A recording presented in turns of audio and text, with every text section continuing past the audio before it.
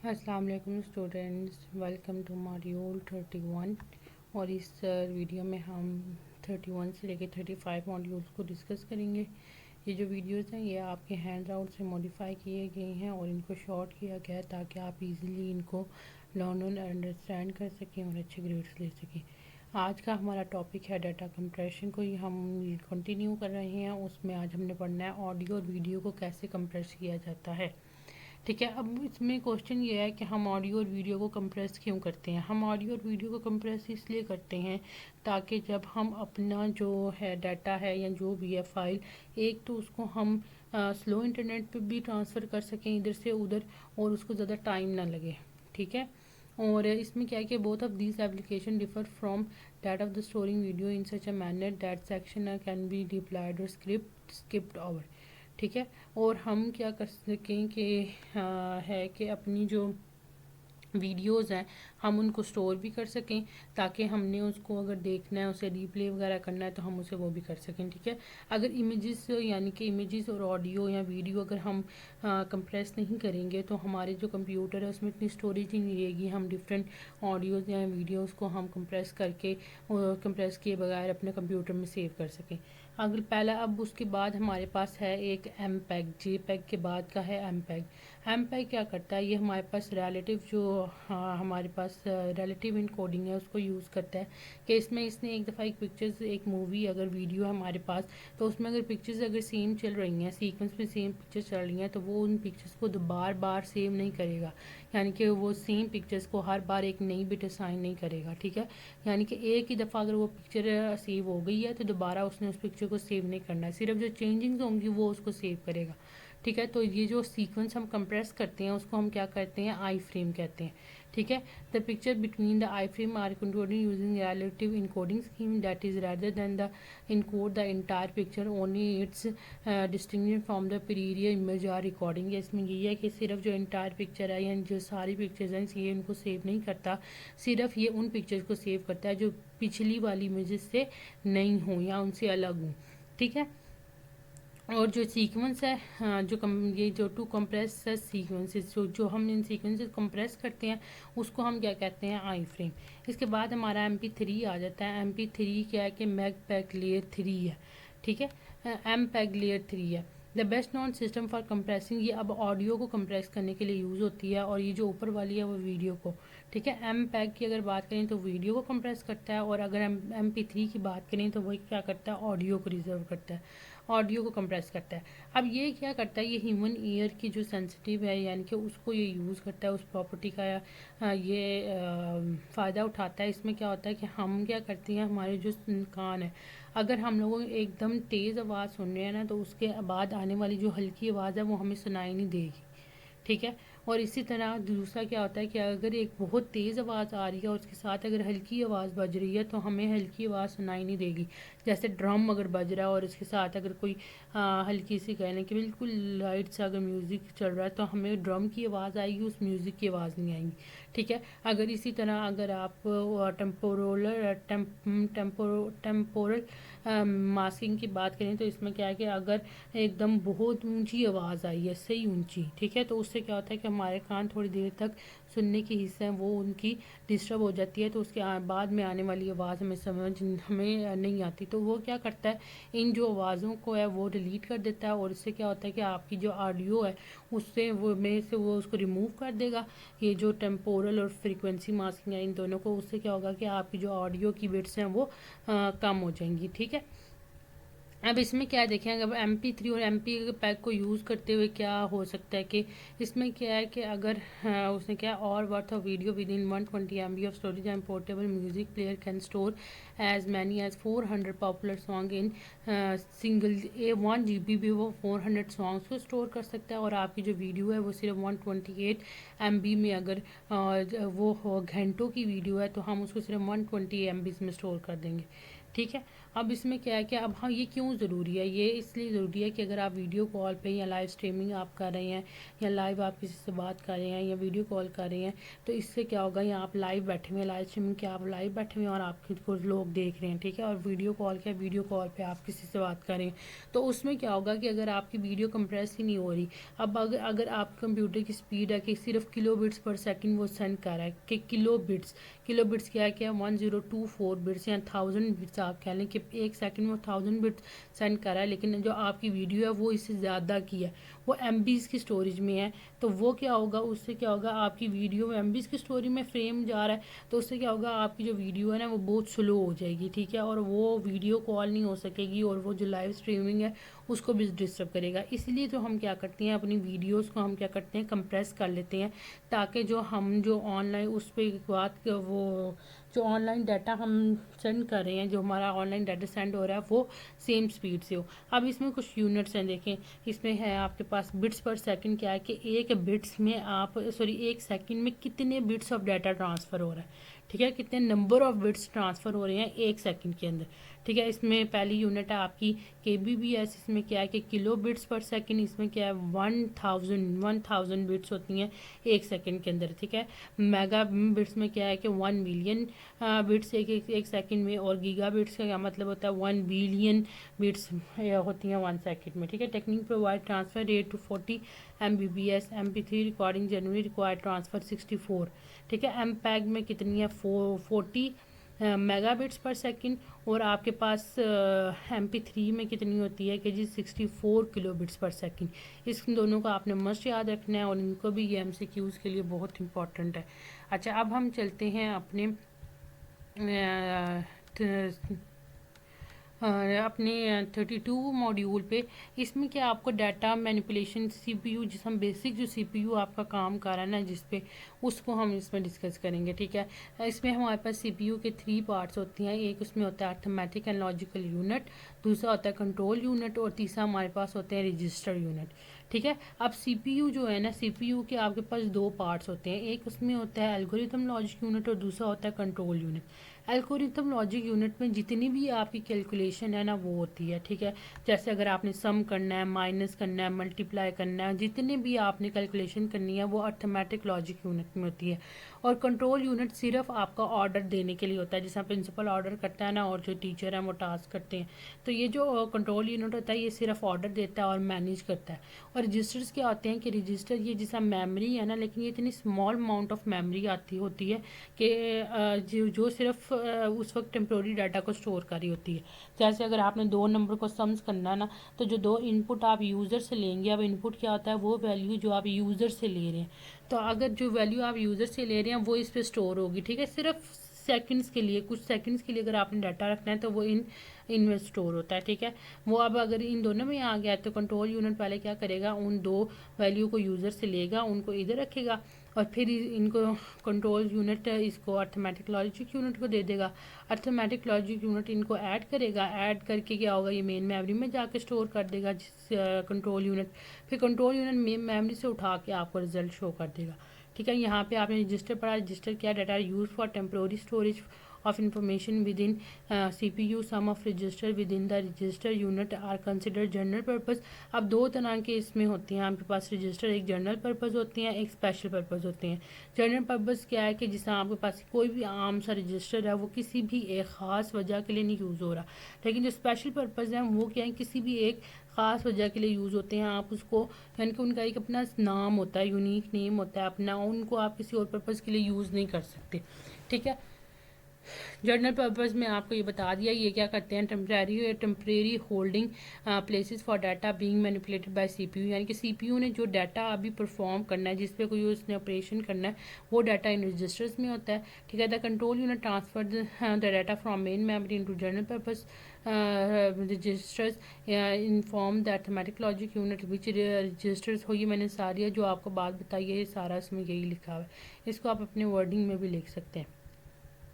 अच्छा, अब बस क्या है कि अगर आपने डिफरेंट कंपोनेंट्स के दरमियान में अगर कोई डाटा ट्रांसफ़र करना है तो वो एक वायर होती है, उसमें ना ऐसे चौड़ी सी इस तरह की पट्टी होती है, वो उसके थ्रू आपका डाटा ट्रांसफ़र हो रहा है। तो इस जो ट्रांसफ़र डाटा इससे हो रहा है इसको हम क्या कहते हैं, बस कि आप सिस्टम कंप्यूटर का जो सिस्टम है उसमें जितना भी डाटा एक कंपोनेंट से दूसरे कंपोनेंट में ट्रांसफ़र होता है और वो जिस थ्रू के होता है, वो जो केबल होती है उसे हम क्या कहते हैं, बस। ठीक है, इसमें क्या है, बिट पैटर्न्स को ट्रांसफ़र किया जाता है। हम सीपीयू मशीन में memory are connected by the collection of wires का आड़ा, बस ये ना इकट्ठी वायर्स होती हैं, ऐसे यूँ एक छोटी सी पट्टी बनी होती है और उसमें नंबर ऑफ वायर्स होती हैं 7। Through this by CPU extract read data from. अब डी रीड डाटा क्या है कि अगर आप मेमोरी में कोई डाटा स्टोर है और आप उसको उठा रहे हैं उधर से, ठीक है, तो वो क्या होगा, डाटा रीड करना। और अगर आप मेमोरी पे कोई डाटा सेव कर रहे हैं, आप खुद डाटा एंटर कर रहे हैं, तो वो क्या होगा, डाटा राइट करना। जैसे अगर आपने कोई फाइल पहले सेव की हुई है, आप उसे ओपन करेंगे तो वो क्या है कि डाटा को रीड करना। और इसी तरह अगर फाइल आप टाइप कर रहे हैं और उसको सेव कर रहे हैं, वो डाटा होगा राइट करना। तो रीड और राइट अगर होना है वो भी आपके इसी बस के ही थ्रू होता है उसके अंदर, ठीक है। Here CPU plays write data into the memory by providing the address of the destination cell and the data to be stored together with the appropriate electronic system telling main memory। तो ये सारा उसमें ये बताया हुआ क्या है कि इसमें क्या करती हैं आप, उसको यानी कि एक लोकेशन होती है, एक डेस्टिनेशन, जैसा हमने मेमोरी सेल पढ़ा, मेमोरी में पढ़ा था सेल होते हैं, उसमें एक ख़ास लोकेशन में आपका डाटा स्टोर होता है और वो इलेक्ट्रिक सिग्नल्स के थ्रू आपके उसमें मेमोरी में स्टोर हुआ होता है। Based on this in time the task of adding 2 values. अब इसमें हम आगे जाके इसकी एग्जांपल भी पढ़ेंगे जिसमें हम 2 वैल्यूज़ को ऐड करेंगे और हम देखेंगे ये कैसे जो है ये आपका सीपीयू है ये कैसे इंटरेक्ट करते हैं। मैंने अभी इसमें इस लेक्चर के शुरू में भी आपको डिफ़ाइन थोड़ा सा किया है कि ये कैसे एक दूसरे को आपस में एक दूसरे से कनेक्ट होते हैं। अब हम आ जाते हैं अपने मॉड्यूल 33 पे। इसमें क्या है, इसमें हमने पढ़ना है कि स्टोर्ड प्रोग्राम कॉन्सेप्ट कहाँ से आया था। अब जो पहले कंप्यूटर्स थे उसमें क्या होता था कि उसमें जब भी अपने अगर कोई न्यू चीज़ उसमें ऐड करनी है ना, तो आपने उसके हार्डवेयर आपको चेंज करना पड़ना है, हार्डवेयर आपने पूरा नया बनाना है। अगर कोई नया फंक्शन उसमें आपने ऐड करना है या कोई न्यू आपने उसके अंदर टास्क ऐड करना है, तो उसके लिए आपको कंप्यूटर का पूरा हार्डवेयर चेंज करना होता था। तो ये जॉन वॉन न्यूमन था, उसने इस चीज़ का बताया था कि जो प्रोग्राम है वो किस तरह डाटा की तरह है और आप इसको इनकोड कर सकते हैं, यानी कि खुद से उसको कोड कर सकते हैं, उसको मेमोरी में स्टोर कर सकते हैं। ये जो मेन कंसेप्ट था ये जॉन वॉन न्यूमन ने बताया था, ठीक है। इसमें क्या था कि इसमें क्या होता था कि आप पहले प्रोग्राम को क्या करते थे, डिज़ाइन करते थे, उसको लिखते थे, फिर आप उसकी इंस्ट्रक्शन को डिकोड करते थे। डिकोड का मतलब क्या है कि आप उसको बाइनरी लैंग्वेज में चेंज करते थे, फिर वो एग्जीक्यूट करते थे और उससे आप उसको प्रोग्राम में स्टोर करते थे। अब इसमें क्या होता था कि अगर इस तरह अगर आपने अपने जो कंप्यूटर की कोई भी फंक्शनैलिटी चेंज करनी थी तो उसके लिए आपको न्यू हार्डवेयर नहीं लेना पड़ता था। तो उससे उससे क्या है कि आपने सिर्फ आपको प्रोग्रामिंग लैंग्वेज आती है, आपने उसको कोड करना है, आपने उसको वो डिकोड करना है, कोडिंग ही पहले आपने लिखनी है उस प्रोग्राम की, फिर उसे डिकोड करना है और एग्जीक्यूट कर लेना है, आपका जो प्रोग्राम है वो सेव हो जाएगा। यही था स्टोर्ड प्रोग्राम कॉन्सेप्ट, ठीक है। कि इसमें क्या था कि आप हार्डवेयर चेंज नहीं कर रहे, आपने सिर्फ क्या करना है, न्यू आपने प्रोग्राम लिखा, उसको सेव किया, तो वो फंक्शनैलिटी आपके कंप्यूटर में ऐड हो गई है, ठीक है। नेक्स्ट हमारा मॉड्यूल है 34 और इसमें हमारा टॉपिक है कि हाँ CPU आर्किटेक्चर। अब जो CPUs होते हैं ना, ये किस लिए यूज़ होते हैं कि ये आपके कंप्यूटर की परफॉर्मेंस को इंक्रीज़ भी कर रहे होते हैं और डिक्रीज़ भी कर रहे होते हैं। अब हम ये नहीं है कि अब हम कंप्यूटर में अगर फीचर्स को ऐड कर दें तो हमारी जो CPU की है परफॉर्मेंस वो भी इंक्रीज़ हो जाएगी, इस तरह नहीं होता। हमने अब जो है इसमें दो तरह के आपके पास CPUs आते हैं। एक आपके पास है reduce instruction set of set computer, एक है आपके पास कम्प्लेक्स इंस्ट्रक्शन सेट कंप्यूटर, ठीक है। अब जो रिड्यूस इंस्ट्रक्शन है ना, इसमें क्या है कि आपके जो है CPU है वो इस तरह डिज़ाइन किया गया है कि वो सिर्फ कुछ यानी कि मिनिमम सेट ऑफ इंस्ट्रक्शंस को लेता है, ठीक है, मशीन इंस्ट्रक्शंस को लेता है। अब मशीन इंस्ट्रक्शन या मशीन लैंग्वेज क्या है कि वो जो इंस्ट्रक्शन है वो जो हम प्रोग्रामिंग करते हैं, यानी कि हम जो कोड लिखते हैं किसी भी प्रोग्रामिंग लैंग्वेज को लेके, उसको हम क्या कहते हैं, वो कलेक्शन ऑफ इंस्ट्रक्शन है, ठीक है। जब हम उसको इनकोड कर देते हैं अपने सिस्टम में, जब हम उसको कर लेते हैं इनकोड कर लेते हैं, तो वो क्या होती है, उसको क्या कहते हैं हम मशीन लैंग्वेज कहते हैं। ठीक है, कि जब ऐसे जिसमें प्रोग्रामिंग लैंग्वेज की है ना, machine language, programming language, code language, ये सारा एक ही नाम है हर चीज़ के। कि इसमें क्या करते हैं, हम अपने कोड को क्या करते हैं, किसी भी एक लैंग्वेज को यूज़ करते हुए उसमें डिफरेंट इंस्ट्रक्शंस लिखते हैं, उसे हम प्रोग्रामिंग लैंग्वेज कहते हैं। ठीक है, जो ये इंस्ट्रक्शंस हैं ये सिर्फ मिनिमम कुछ जो इंस्ट्रक्शन है ना, वो जो है रिस्क जो हमने पढ़ा, रिड्यूस इंस्ट्रक्शन सेट कंप्यूटर, ये इसको जो परफॉर्म करता है। जैसे इसमें कुछ कह लें आप, फॉर एग्जांपल 10 से 20 जो इंस्ट्रक्शन है एट अ टाइम सॉल्व होती हैं। इससे क्या है कि ये जो होता है आपका जो है, इससे एक लेस एक्सपेंसिव भी होता है। ठीक है, एफिशिएंट भी होता है और इतना फास्ट नहीं है, फास्ट है पर बहुत ज़्यादा फास्ट नहीं है। दूसरी तरफ हमारा है complex instruction set of instruction, ये लार्ज अमाउंट ऑफ इंस्ट्रक्शन को एट अ टाइम रन कर रहा होता है। ये आपका कॉस्ट इफेक्टिव भी होता है और ये बहुत ज़्यादा पावरफुल और यानी कि बहुत ज़्यादा फास्ट प्रोसेसर है आपका। ठीक है, अब हमने इसमें कैटेगरीज पढ़नी है कि कौन कौन से जो हैं हमारे पास यूज़ हो रहे हैं। इसमें 1990s में क्या है कि processor were actually completing for domain index computing. अब इंटेल जो है आपके पास, इंटेल प्रोसेसर जो पीसीज में यूज़ होता था वो क्या था, आपके पास सिस्क था। ठीक है, यानी कि आपके पास उसमें था कि आप ज़्यादा इंस्ट्रक्शंस को एट अ टाइम रन कर सकते थे। और अगर पावर पीसी प्रोसेसर है वो किधर डेवलप किसमें हुआ, डेवलप किसने किया था, पावर पीसी, एप्पल, आईबीएम और मेट्रोला ने। Are example of RISC architecture, वो कौन सा था, रिस्क आर्किटेक्चर था जो स्लो था और वह यूज इन एप्पल मैकिनटोश, और वो एप्पल मैकिनटोश में यूज़ होता था। उसके बाद आपने क्या कर दिया कि time progress the manufacture of cost effective और drastical reduce thus Intel process, यानी कि उसमें क्या था कि जब टाइम इंक्रीज़ हुआ तो जो सिस्क था वो क्या था, उसकी जो कॉस्ट थी ना वो क्या होगी, कम होगी बहुत ज़्यादा। क्यों, क्योंकि कि उसके बाद क्या था, इंटेल प्रोसेसर आ गया था, एक न्यू प्रोसेसर जिसका नाम क्या था, इंटेल प्रोसेसर। और वो क्या था, एडवांस माइक्रो डिवाइसेस, वो इससे भी एडवांस था आपके सिस्क के। ठीक है, जो आजकल आपके पास डेस्कटॉप और लैपटॉप में यूज़ हो रहा होता है ना, वो इससे भी ज़्यादा पावरफुल है, वो इससे ज़्यादा इंस्ट्रक्शंस को करता है हैंडल। ठीक है, जैसे अब जो है आपका जो एप्पल है वो भी इंटेल के जो प्रोडक्ट हैं उनको ही यूज़ कर रहा है। तो इसमें इलेक्ट्रिक पावर क्या है कि जो सिक्स है, उस सिक्स का जितनी ज़्यादा इंस्ट्रक्शन है उतनी ज़्यादा उसको जो पावर है, इलेक्ट्रिक पावर जो आप करंट है उसको ज़्यादा लग चाहिए होता था और इससे जो है आपका बिल भी ज़्यादा आता था। और जो रिस्क है वो उसको क्या है कि वो लो पावर कंजम्पशन में भी चल जाता है। ठीक है, अच्छा, और इसमें क्या किया आजकल जो है वो ARM यूज़ हो रही है आजकल। वो टीवीज़ में, डिजिटल टीवीज़ की ले लें आप, नेविगेशन सिस्टम्स की ले लें, ऑटोमोटिव की, सेलुलर फ़ोन्स की, स्मार्टफोन्स की, जिनकी भी बात कर लें उसमें आजकल कौन सा यूज़ हो रहा है, ARM यूज़ हो रहा है। ठीक है, अब नेक्स्ट मॉड्यूल पे चलते हैं, वो है हमारा 35। इसमें हमने पढ़ना है कि मशीन इंस्ट्रक्शन कैटेगरीज़ के, मशीन को जो हम इंस्ट्रक्शंस देते हैं उसकी कौन कौन सी कैटेगरीज़ हैं। पहला है आपका the data transfer group, the arithmetic logic group and the control group. Data transfer group क्या है कि it is a rare data being transferred is a rage from its, क्या डाटा अब क्या है कि अगर एक लोकेशन से दूसरी जगह पे आप डाटा ट्रांसफ़र कर रहे हैं तो इसका मतलब ये नहीं है कि आपने जो पिछली जो स्पेस है वहाँ से डाटा डिलीट कर दिया। जैसे मैंने आपको पहले बताया कि आपका जितना भी डाटा है वो हार्ड डिस्क पे सेव हुआ होता है, परमानेंट सेव हुआ होता है, और वहाँ से CPU क्या करता है, वहाँ से डाटा उठा के लेके आता है किसके अंदर, रैम के अंदर लेके आता है, और रैम से फिर जाता है रजिस्टर के अंदर। अब उसमें क्या है कि अगर वो रैम या रजिस्टर में आ रहा है तो इससे इसका मतलब ये नहीं है कि वो हार्ड डिस्क से डिलीट हो गया, ये कॉपी पेस्ट होता है। ठीक है, उसकी कॉपी उधर भी है उधर भी है, तीनों जगह कॉपी होती है, ये कट पेस्ट नहीं है, कॉपी पेस्ट होता है। ठीक है, उसके बाद लोड एंड स्टोर क्या है कि are request to fill a general purpose register with the content of a memory cell is commonly refer to a load instruction. कि अगर आप एक रिक्वेस्ट कर रहे हैं कि हार्ड ड्राइव से कोई डाटा उठा के आप रैम में ला रहे हैं, रैम से इंस्ट्रक्शन पे ला रहे हैं, ठीक है, यानी कि उठाना उधर से, और रैम से उठा के आपने रजिस्टर में लेके आना है, तो वो क्या होगी, वो लोड इंस्ट्रक्शन होगी। ठीक है, और अगर आप ये काम कर रहे हैं कि आप अगर रजिस्टर से मेमोरी में सेव कर रहे हैं तो वो क्या होगी, स्टोर इंस्ट्रक्शन, यानी कि मेमोरी में कुछ डालना स्टोर इंस्ट्रक्शन, और मेमोरी से कोई चीज़ लेके आना कौन सी होगी, लोड इंस्ट्रक्शन। ठीक है, और इसके बाद है आपका IO इंस्ट्रक्शन। IO इंस्ट्रक्शन क्या होती हैं, इनपुट और आउटपुट इंस्ट्रक्शन। इनपुट अब इंस्ट्रक्शन कौन सी है कि an instruction consist of the command of communicating with devices outside the CPU context, printer, keyboards.